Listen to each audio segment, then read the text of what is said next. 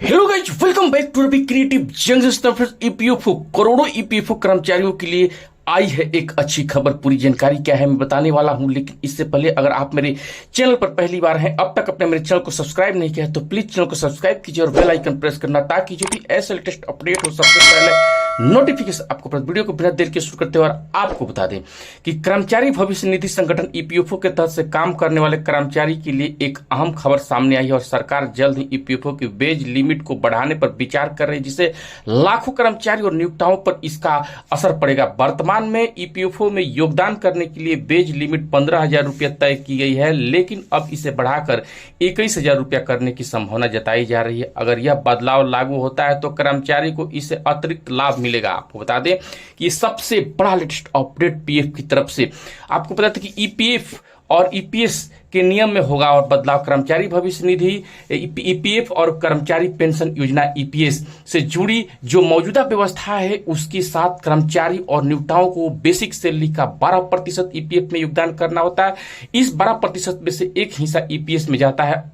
अब तक यदि किसी कर्मचारी की बेसिक सैलरी 15,000 रुपया या उससे कम थी तो उन्हें ईपीएफ और ईपीएस का लाभ मिलता था। इस व्यवस्था के तहत नियोक्ताओं को 12% योगदान, जिसमें से 8.33% हिस्सा ईपीएस को जाता था, लेकिन यह राशि अधिकतम 12,250 रुपया तक ही सीमित थी। आपको बता दें क्या बदलाव हो सकते हैं अगर सरकार ईपीएफओ की वेज लिमिट को 15,000 रुपया से बढ़ाकर 21,000 रुपया देती करती है तो इसके प्रभाव सीधे तौर पर कर्मचारी और नियोक्ताओं दोनों पर पड़ेगा। इस बदलाव के तहत यदि आपकी बेसिक सैलरी 21,000 रुपया तक हो सकती है तो आपकी ईपीएफ और ईपीएस का ज्यादा फायदा मिलेगा। खासकर ईपीएस में योगदान बढ़ेगा। फिलहाल जहां ईपीएस में नियोक्ताओं की ओर से अधिकतम 1,250 रुपये योगदान किया जाता था, वही बढ़ी हुई वेज लिमिट के बाद यह राशि 1,749 रुपया तक की हो सकती है। इसका मतलब यह कर्मचारी की रिटायरमेंट के बाद अधिक पेंशन मिलने की संभावना बढ़ जाएगी। सैलरी पर क्या असर पड़ेगा चलिए जानते हैं। तो ईपीएफओ में बढ़ी हुई वेज लिमिट कर्मचारी सैलरी पर निश्चित रूप से असर पड़ेगा। जबकि बेसिक सैलरी 12% ईपीएफ में योगदान किया जाएगा तो इसका मतलब यह होगा कर्मचारी को नेट इन हैंड सैलरी थोड़ी कम हो सकती है, क्योंकि इस बढ़े हुए योगदान के कारण उनकी सैलरी इसमें थोड़ी ज्यादा कटौती की जाएगी। हालांकि यह कटौती कर्मचारी के भविष्य के लिए फायदेमंद साबित हो सकती है, क्योंकि रिटायरमेंट के बाद ईपीएफ और ईपीएस में मिलने वाली राशि अधिक होगी। इससे भविष्य में बेहतर वित्तीय सुरक्षा मिल सकती है। बदलाव कब से लागू हो सकता है आपको बताते चले कि वर्तमान सरकार ईपीएफ की ओर से इस बदलाव को लेकर कोई आधिकारिक घोषणा नहीं की गई, लेकिन सूत्रों के मुताबिक इस पर चर्चा चल रही है और इसे जल्द ही लागू किया जा सकता है। लेबर यूनियन और पेंशनर्स लंबे समय से इस वेज लिमिट को बढ़ाने की मांग कर रहे हैं, जिससे उनके पेंशन और भविष्य की निधि लाभ को बढ़ सकते हैं। अगर सरकार इस प्रस्ताव को मंजूरी देती है तो इससे कर्मचारियों को भविष्य को एक नई दिशा मिल सकती है। और कुल मिलाकर ईपीएफओ सरकार की ओर से ईपीएफ की वेज लिमिट को बढ़ाने का कदम कर्मचारी के लिए एक अच्छा संकेत है। इसके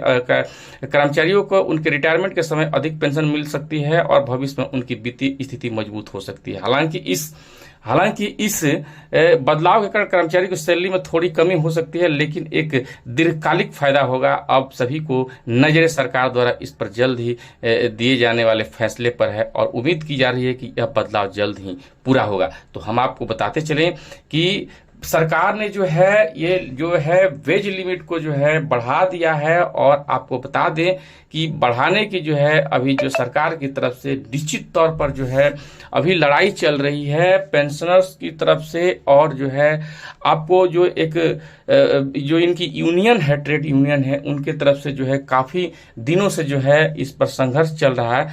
तो करोड़ों जो नियम जो है आपको बता दें कि जो प्रस्ताव है, जो कर्मचारियों के प्रस्ताव है, अगर इस पर सरकार की मुहर लग जाती है तो हम आपको बता दें कि सरकार की मुहर लगते हैं इससे करोड़ों, लाखों नहीं करोड़ों ईपीएफओ कर्मचारियों के लिए एक बहुत बड़ी खबर होगी। आपको यूं बता दें कि यह उनके लिए जो है दिवाली जैसी होगी और उनकी जीवन में जो है खुशहाली उनकी झोली में आ जाए, क्योंकि आपको पता होना चाहिए कि रिटायरमेंट के बाद जो है अगर अर्निंग का किसी व्यक्ति के पास स्रोत रहता है तो वो होता है पेंशन की पैसा। तो पेंशन की पैसा की में बढ़ोतरी हो जाएगी तो उनकी दवाई, स्वास्थ्य और परिवार की जो है शिक्षा व्यवस्था में उनकी सुधार हो जाएगी, यानी कि जीवन में नया क्रांति आ जाएगी। तो आपको ये जानकारी कैसा लगा कमेंट करके जरूर बताइएगा। जय हिंद, जय बिहार।